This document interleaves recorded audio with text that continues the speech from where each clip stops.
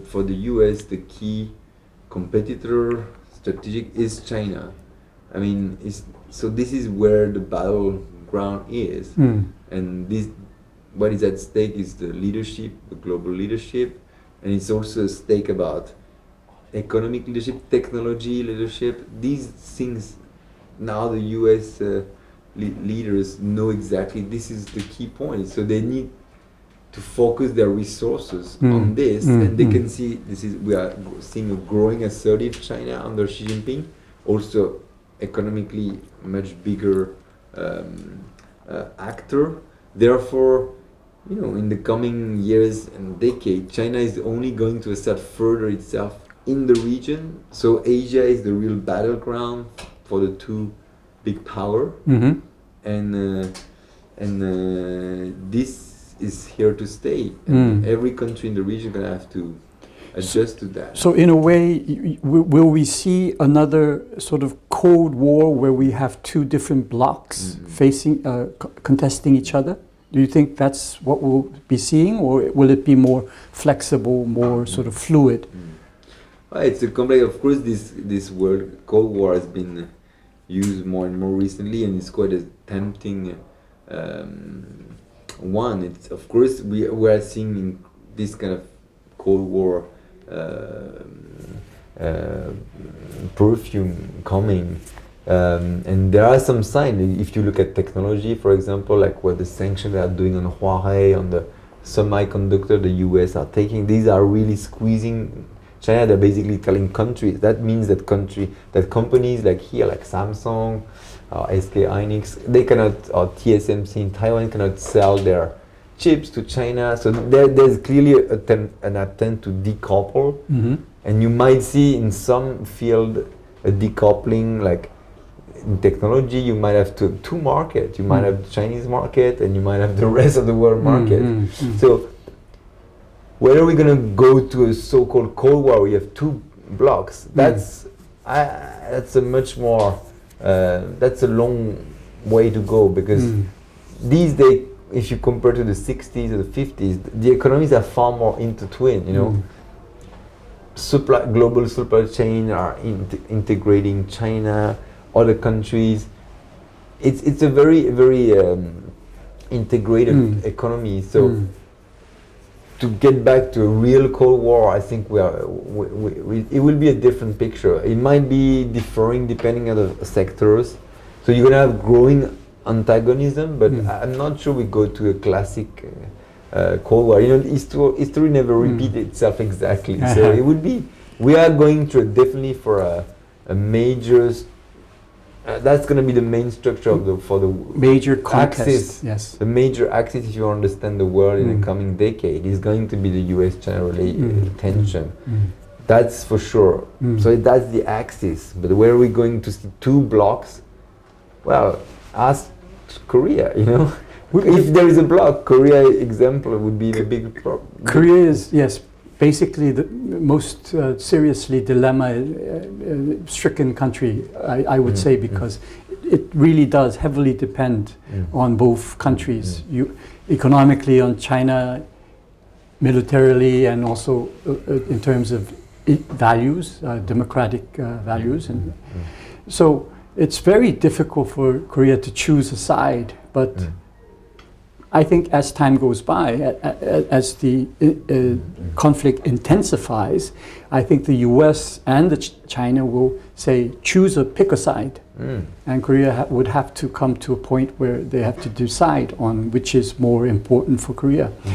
But having said that, Biden's presidency will at least go back to the so-called international issues like rejoining the climate change, and the Paris Agreement, Paris Agreement, and also maybe back to agreeing with the Iran nuclear agreement as well, and he will not probably do what Trump had done of asking the alliances to pay outrageous amounts of money for security umbrella kind of issue. But as you said, yes, Xi Jinping in China has declared that they will control South China Sea in 2025, and they will militarily even contest anyone who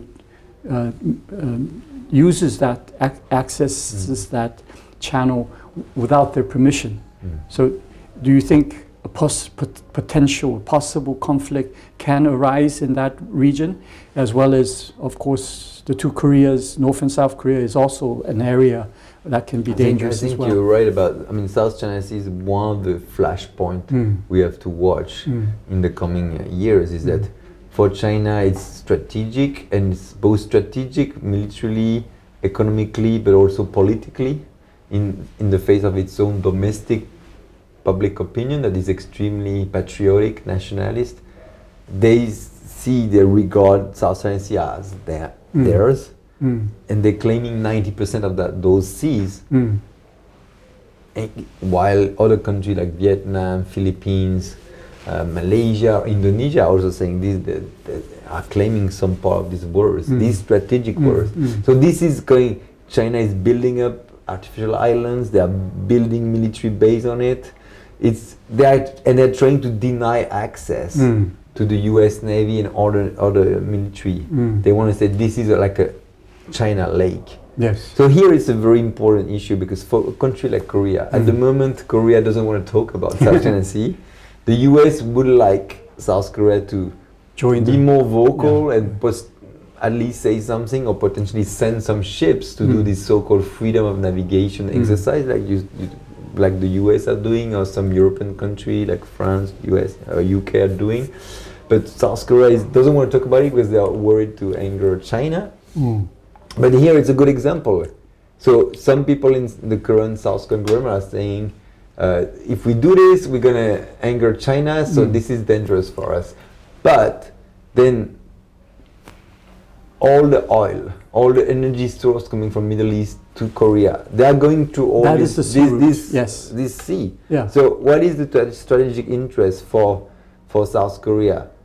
Is it that this sea remain international waters with safe transit, free passage, or that a big power like China take control of this sea, these strategic waters, and basically have a indirect or direct control on all the transit there of your energy source? That's a good example where South Korea need to think about strategic national interest.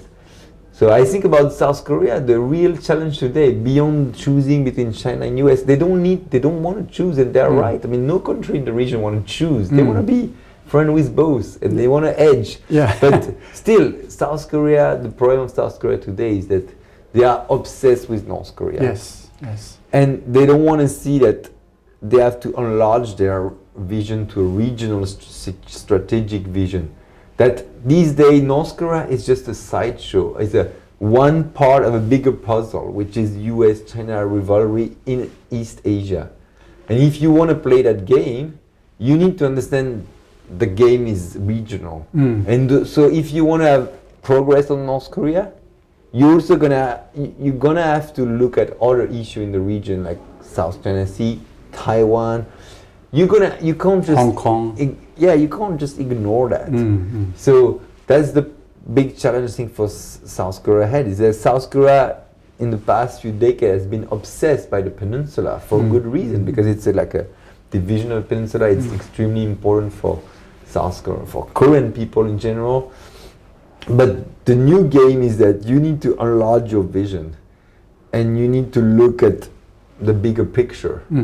And that requires for policymakers to open their eyes beyond the peninsula, look south, because this is where the big battle is happening. And you mentioned South China Sea, but the other big spot you really need to watch even more is Taiwan. Korea needs to understand that all this will have a tremendous effect on Korea.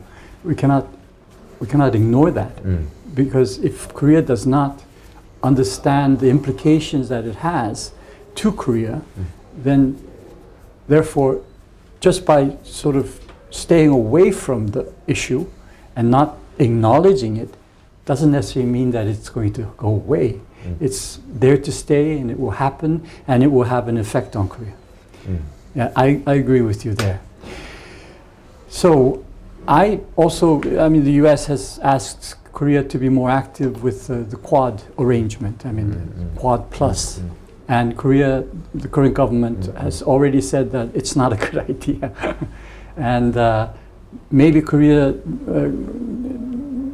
if there is a change of government in 2 years' time, maybe there will be different. But at the moment, the Moon Jae-in government is very much fixated on North Korea and wants to see some kind of momentous achievement in regards to relations between the two Koreas. And they're trying to do everything focused on that, nothing else. That's the problem, as you say. It's all interconnected. Because Korea, if it wants to, as you said, wants to improve relations with North Korea, it has to have a lot of backing from other countries, regional as well as non-regional, US, Southeast Asia, even Europe. But Korea is just focusing on Korea. That's the problem. And what do you think the Korean government, the current Korean government, is lacking in terms of establishing better relations with its key ally, which is the US? I see some hints of US-South Korea relations wobbling. Do you agree to that? Well, I mean, this is what we just said before. The US are asking South Korea to be more engaged in the regional dimension, and of course, more robust in criticizing China on some of the key points you mentioned. So that's a big problem for the future, because the US is going to be increasingly obsessed with China. So that's one point. But for South Korea, I think what they need to do is to diversify, and they're trying to do. That's why the Moon Jae-in has this Southern policy: go to Southeast Asia. You have to diversify your alliance. Also, maybe go more to Europe. You should not all invest on US and China. And of course, you have to probably reduce your exposure to the China risk. And actually, Korean companies are doing this. You know, Samsung is already withdrawing most of its activity in China. Most big Korean companies have learned a lesson from the THAAD crisis, like what happened to Lotte. They can see the risk. Yeah. So I think there is things happening, but it needs to be more assertive. And again, the North Korea issue is one piece of a bigger puzzle. And of course, nothing will happen there without China. But the more you're reduce your exposure to China, the more you have leverage then to negotiate with Beijing. And of course, South Korea cannot reject China. It's not their interest neither. But they need. It's all about leveraging. The question is whether you can have a negotiating position where you can accept some stuff, but also reject some other stuff. And to do this, you need to have other options.